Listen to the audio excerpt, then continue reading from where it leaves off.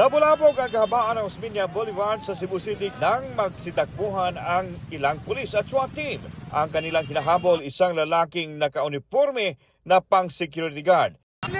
Sa isang punto, muntik na siyang maabutan pero huminto at umamba. Hindi kita sa video kung ano ang itinago ng lalaki sa kanyang damit. Tumagal pa ng ilang minuto ang habulan hanggang sa makorner siya sa isang kanto. Sinubukan pang kausapin ng isang SWAT member ang lalaki pero imbis na sumuko. Dali-dali itong tumakbo at umaambang mananagsak. Doon na siya pinaputukan ng baril sa kanang binti kaya napahiga ang lalaki.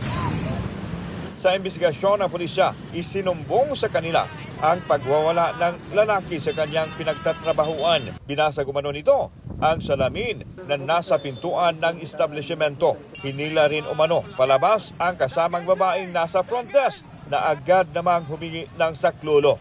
Meron tayong reported incident of alleged robbery hold-up.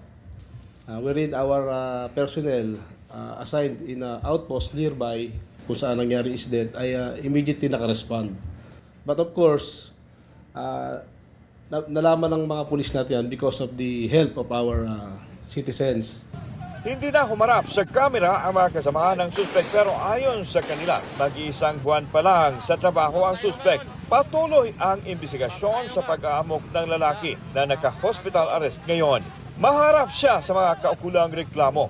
Sinusubukan pa namin magkuhang panig ng suspect.